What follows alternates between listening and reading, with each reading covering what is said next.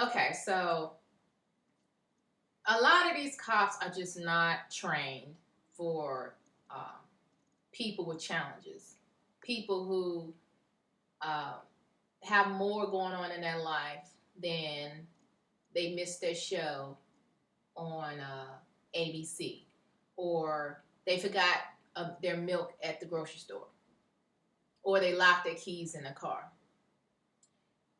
A lot of these people in these distressed communities have a lot of stuff going on. And it's not just criminal activity stuff. It's a lot of deep rooted problems, mental disorders, and stuff like that. Okay? And a lot of this stuff has been passed down. What needs to be done is that people within the community should be enforcing the law. A lot of these people might go to the same place of worship. They may shop at the same grocery store. They may be going to parent-teacher conferences and stuff like that. They live, they breathe, they eat, they sleep in this community. They may be respected in the community, where they know, Bobby, down the street or block away has issues. And he knows that Bobby's mom is having a hard time with those issues. And so if Bobby has one of his flare-ups and he has a manic attack, I call it manic attack, but like an anxiety attack or whatever, and he becomes aggressive, the mom may call the cops because she needs help. This young man, her son, might be 15, 16 years old, but he's having one of his moments. Maybe he didn't take his medication. Maybe he ate something or drank something that instigated his anxiety, and she needs help. She doesn't want him to hurt her, of course, and she doesn't want him to hurt himself. But at the same time, she's afraid to call the cops because she feel like they may come in, tell him to get on the ground, and he's like going off and might shoot him. So I feel like, law enforcement should be within the community versus someone who lives in the suburbs, the kids going to a nice public school, very little crime, and then you put them in a community where of course they're afraid. They're afraid. They don't have to live that type of lifestyle. And so they're afraid, their guard is up. And everybody that's in that radius, that district that they patrol, is a suspect. Even a 5-year-old kid is a suspect. So it bothers me that law enforcement does not serve challenging communities the way it ought to be. There are problems. There's crime. There's all kinds of things that are wrong and need to be dealt with. But then you have some of the same people who get a pass, get a slap on the wrist. Oh, he, doing what boys do. He's a young man, Let it be a black man. Let it be a Native American man. Let it be a Hispanic. Oh, they're going to jail. You hear me? They're going to jail, and they hope and wish that they flare up or rise up or start mouthing at the mouth so they have an excuse to shoot them in the head. This is the society that we live in today. Unfortunately, in today's time, in this century, this is what we're dealing with today in the United States. Like that young boy who bombed or whatever, or shot up church members in Atlanta. I can't think of the people's name. I apologize, but the boy was white. They invited him into their church to worship. I think it was a Bible study or something. And he sat there, I think, an hour. I might be wrong. And all of a sudden, he started blasting. And even though the spirit that dwelled in him was evil, and I don't want to paint a particular people as evil, but at the same time, you have a system that protects those people because of the color of their skin. Now, they didn't rough him up. They didn't yell at him. I don't remember seeing any footage of them yelling and pointing a gun at him or nothing like that. I might be wrong. I might be wrong. I might be looking at the wrong media network, okay? I don't remember that. I remember they quietly handcuffed him or whatever, sent him on his way. Apparently, I think he's in the protective side of the jail or something. Yeah. So anyway, many people believe they're above the law, and many people have deep pockets. And as long as they can bribe people, they believe that they're literally above the law. And if you don't have any change in your pocket, currency that folds or plastic, yeah, good luck. And this is not necessarily a black thing. This is an economic thing as well. We have to remember that there are white folks, because sometimes we put white folks on a pedestal ourselves, or at least subconsciously put them on a pedestal and treat them as if they get a pass. It's not always the case, because if they don't have money and they come from the rough side of town, and they, yeah, they gonna catch it too. Don't forget about the Irish people. Let's not forget about how they were treated. And a lot of them still are treated, less than. Okay? They were treated worse than dogs. When they came to this country, some of them actually were slaves.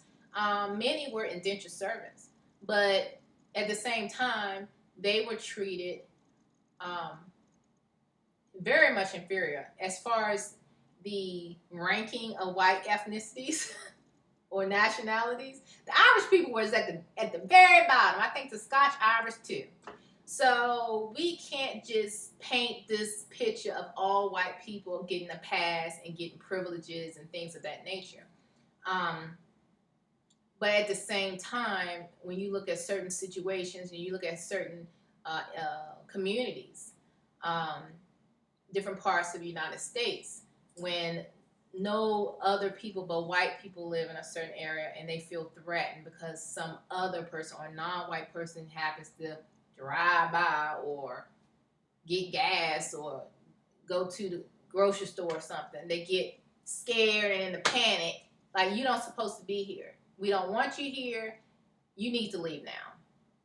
And so you do have those black and white situations like that. But there are gray areas. And I think it's important for us to remember that there are gray areas in this whole racial thing. Now, as you already know, I identify as Black as well as Indigenous American, okay? That's what I identify with. But at the same time, I feel like the race element is a broken record. I feel like the race element is obsolete, in my opinion. People make too much out of race. A lot of the people in charge, who are majority white folks, even to this day, they are pressed to put people in a box, okay? Even though we are becoming more and more of a melting pot, and people are interracial relationships, marriages, and stuff like that, and they're having mixed children, they still want to put you in a box. So I'm like, okay, I think what's more important than this whole racial thing, I think what's important is your nationality. Because if you hear other people outside of this country talk about themselves, they'll be like, oh, I'm Jamaican, or I'm Puerto Rican, or I'm Haitian, or I'm Bahamian. What does that mean? I mean, let's keep it real. Or I'm Brazilian. What does that mean? They are identifying with their nationality. They're not identifying with their race. Now, granted, I'm sure they do have their prejudices. They do have a caste system based on your skin and color and your hair texture and your nose and phenotypes and stuff like that. They do have that. And there is discrimination based on the way you look. But many of those people, they're so mixed up, you don't know who is what. So they first identify with their culture, their nationality, and then the way they look, okay? I think what's also important is to identify, obviously, with your culture, your language. Language is a big one right there. Language is very important. That identifies, that sets people apart, and it preserves a people, regardless of what you look like. Regardless of what you look like. Do you speak the same language? Do you share the same culture, the same nationality, the same religion? Do you? To me, that's who you are. To be honest with you, that's who you are. Call it tribal or whatever you want to call it, but that's who you are. And not to get so caught up in this color thing. Now granted, I understand that people that tend to make the rules and have been making the rules for some time now, man-made laws in this country, they put a lot of emphasis on a person's race, okay? On the race category or whatever, Hispanic is not a race, people. Hispanic, Latino, or whatever is not a race. But yet you'll have, sometimes they have Hispanic white and Hispanic non-white. So you check whatever box you're going to check, right? But I'm like, how is that a race? Why is that even one of the categories? You know why? You know why? Because a lot of them people are mixed. They speak the same language, though, people. They speak the same language. So that's where I'm at right about now with that.